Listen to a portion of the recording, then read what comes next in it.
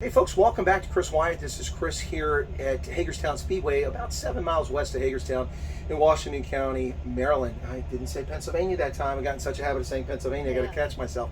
In Maryland, which of course is where I'm originally from. I'm from Baltimore, for those of you who don't know that. Don't sound like it, but I am from Baltimore. Anyway, let's get you right to it. So I have a special guest tonight, one of the organizers, lead organizer of this People's Convoy, the Convoy for Freedom 2022, that started in Fresno and worked its way across the country. And today was going around the Beltway. Maureen, how are you tonight? I'm great. Are you happy with today's outcome? I am. I just got a report in from Brian that we've gotten all kinds of responses from law enforcement and how pleased they were, how peaceful everyone was, and just, it went better than they expected as well. Well, in fact, we should probably make a point about that, because there have been other convoys that are almost simultaneous occurring with this one, just before and just after it. And to my knowledge, they're not really linked in any way, these convoys. And a couple of convoys were talking about going into the District of Columbia and causing chaos and stopping traffic and that sort of thing, which we saw in Ottawa was not the best of ideas when people block traffic. Yeah. But this convoy, that was never the intent, that wasn't the action today. As I understand it, people left here around 9 or 9:30 this morning, or I think maybe it was earlier than that, and then they went around the Beltway, traveled around the Beltway, and did a couple of loops. Yeah, they did. And it was uneventful. As far as troublemaking. Yeah, no, it was uneventful. It was a beautiful day. They did their thing, and as you can see, the trucks are refueling and rolling back in. Well, in fact, for those of you who didn't catch the live broadcast earlier, I'm kind of knackered now, because I'm a little dehydrated from talking for the last 2 hours, as we spent an hour and I think 36 minutes, Maureen, watching bumper to bumper semis and people's personal conveyances come in here, filling up the parking lot once again. It was a long line of trucks. Mm-hmm. Yeah, 64 miles long, I heard. It circled the entire Beltway, and the back of the convoy hit the back of the front, the front of it. Yeah, so the tail caught the nose. Yes, exactly. Or the nose caught the tail. Yeah, the nose something caught like the tail. that. It encompassed the entire Beltway. Yeah, not to be confused with Joe Biden's tail wagging the dog, raise the temperature, let's get in the war with nuclear armed Russia. Not the tail wagging the dog, but the nose of the convoy caught the tail. That's pretty amazing. 64 miles, that's insane. Folks, that's over 90 kilometers, almost 100 kilometers. That's, well, I mean, if we put this in match it up against the Canadian convoy, which is incredibly impressive in itself, and I believe you helped a role in organizing that. That, when it was in Alberta, it was already 60 kilometers long or something like that. Yeah. Or 40, so this must measure comparably with that. Yeah, it does, and it's massive, and it's impressive to see when it's rolling in. But it wasn't just a convoy. I mean, overpasses as you went through Western Maryland and down around the Beltway, there were thousands, if not tens of thousands of people waving flags, honking, cheering on the convoy, yes? Oh yeah, they sure were. Coming in through West Virginia, it was a huge crowd. 150,000 people, just, between, that's what they're guesstimating on, Sure. On the overpasses and lining the roads. Just huge reception everywhere we've gone. Well, speaking of that, there's been very little coverage of this event in, as I like to call it, the mainstream, lamestream, fake stream media. Very little coverage of it. I think the two things I saw, obviously there might be more, I don't see every print outlet and I don't see every broadcast outlet, but the two things I saw said 10 to 12 trucks. Sorry folks, I laughed because I had 10 or 12 trucks around me standing out here just a minute ago. 10 or 12 trucks, and then some people echoing Justin Trudeau's comments about a small fringe minority. Right. I don't think this was a small fringe minority. Do you think that's an accurate statement? Oh, it absolutely is accurate. But I think one of the things that people confuse, and what's really unfortunate, is at the inception of this, endeavor, doing the convoy, we had a lot of these splinter groups with us, and they sort of splintered off. And so, we had the main group, and the funding was here, and then when these smaller groups tried, a lot of them defunct. They only could make it a day, and so it's just unfortunate, and then everyone gets confused as to what group's what. So we really made an effort to try to bring everyone in under one umbrella, and now they're sort of splintered. One of the groups, I think, just had a thing in DC the other day, and there was like 5 people there, and so I think it's stuff like that that makes them make fun of all the convoys and go, oh, there's only 5 people there. It's, and here we are, it's massive. It's 60 miles long or 64 miles long. It's huge. And it's not just trucks. And that's the other thing. Oh, there's hardly any trucks. It's like, this isn't a trucker's convoy. This is the people's convoy, and it is we the people, and it is that. I mean, you walk around, the truckers are absolutely the tip of the spear. No surprise there, as the blue-collar boys have always thrown their hat in the ring first for every fight for freedom, and they did it again here. But I mean, there's RVs, There's vans with families and the family dog. It's everybody, and it more so than just that. It's left and right. It's gay and straight. There's rainbow flags here. You know, there's vaxxed and unvaxxed.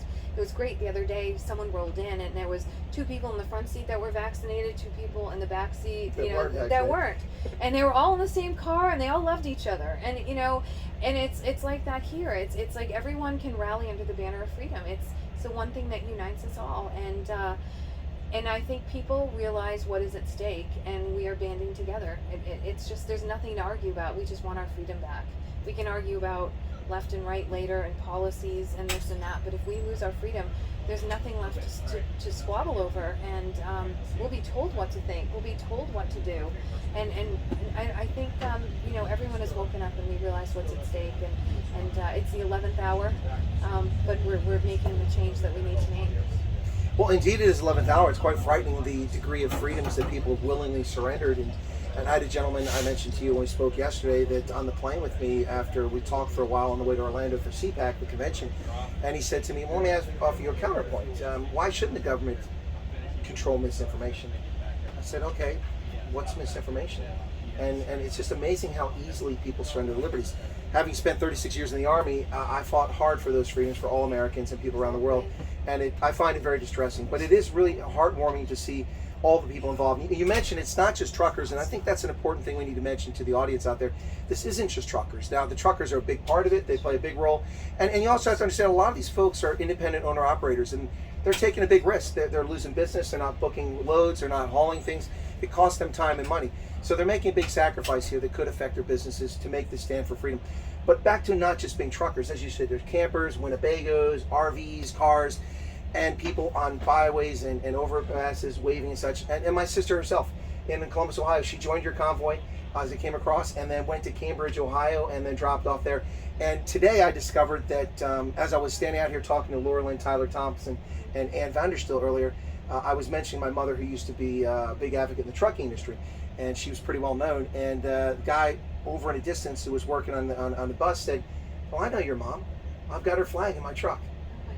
Yeah, that was so cool. Lee Schmidt. I was like, and I recognized him, but not at first. And he said, so I went over and we talked, and it was pretty amazing. It's interesting. My stepfather was in the trucking industry for a long time. My mother was involved in it periodically for many years throughout her life. She passed away in December 2020, but she's well known. He's got her flag in his truck right now, and that was on this convoy. So.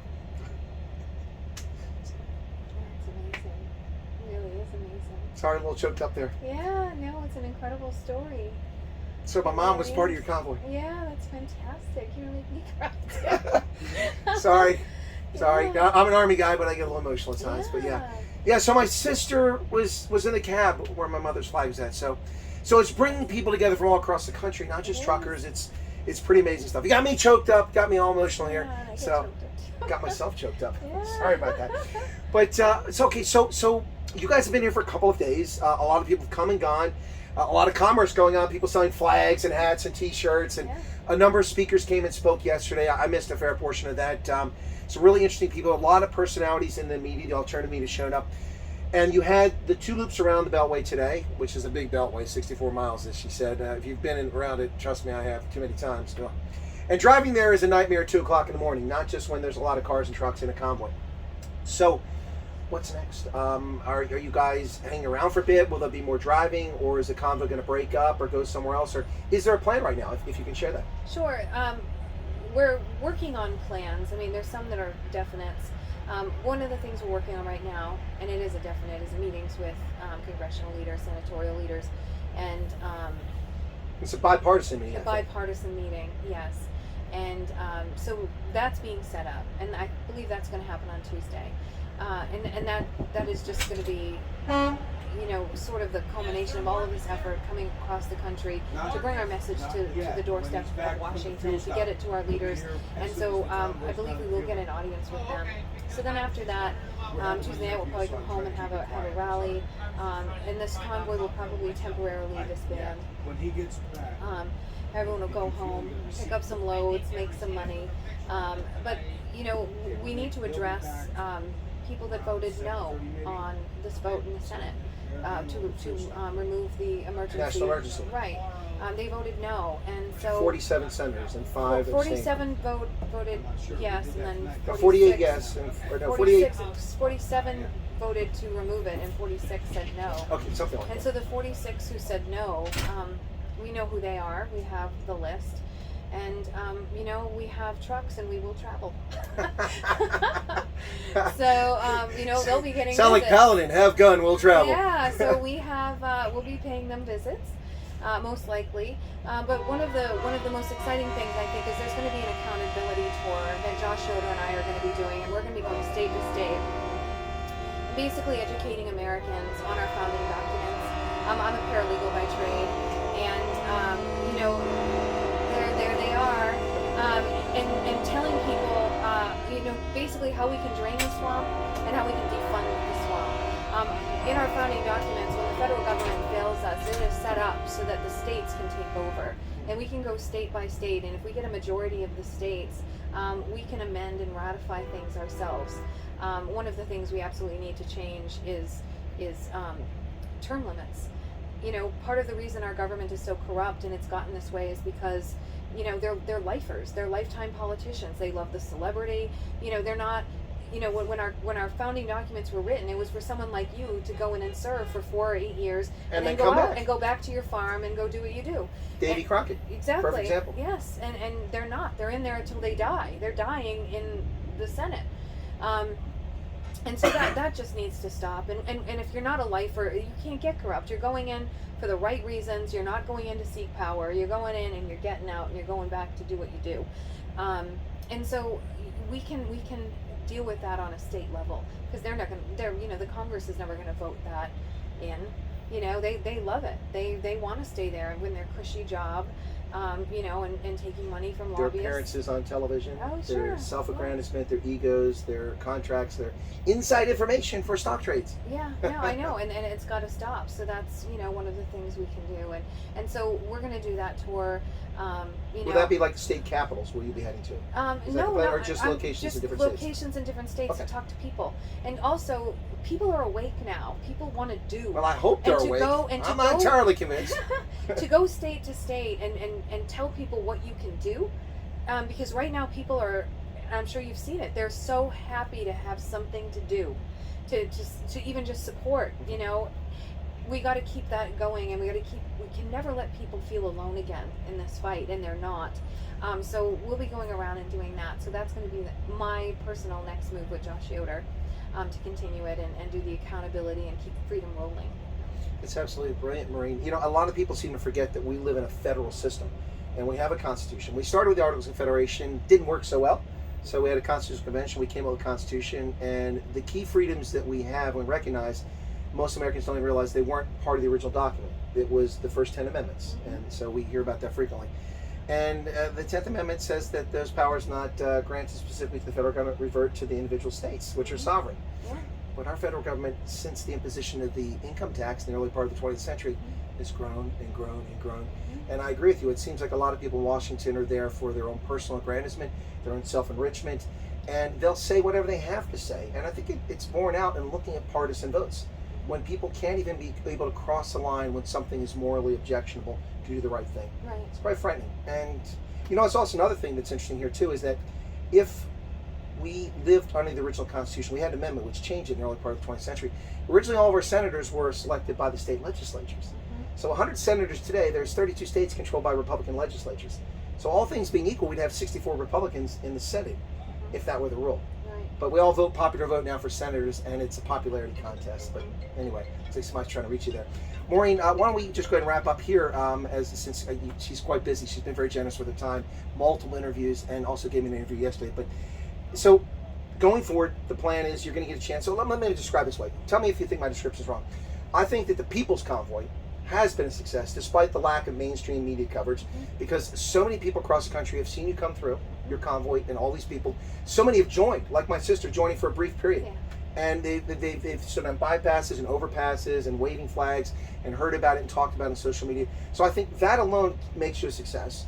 You've had a heck of a rally here the last few days, people showing up at Speedway in Hagerstown, and I'm sure it was like that across the country at each of your stops. Pretty amazing. And now you're actually going to get a meeting with members of the U.S. Senate, bipartisan, Democrats and Republicans, just the fact that you And got Congress the meeting. leaders. Oh, and also from the House. Yeah. Also from the House. Okay, I didn't realize that. So I would say that it's been a success, but I think the challenge, and it sounds like you're switched on, you realize this, is that people get excited and the excitement fades. And we got to keep the pressure on. We got to keep the pressure on. That's why you're going to go to states around the country. Yeah, we're going to go state by state, and like I said, the hope, and this is still, in the making, is that, the trucks continue to travel. We pay visits to people that, don't vote fairly, that don't vote in the way that people want them to vote. If there's no national emergency, there's no pandemic, why did President Biden extend that? And why are people voting for that? It's absurd. It's a overreach of power. It's really, they want to keep our founding documents in suspended animation so they can continue to control, and that is just unacceptable. It just can't happen.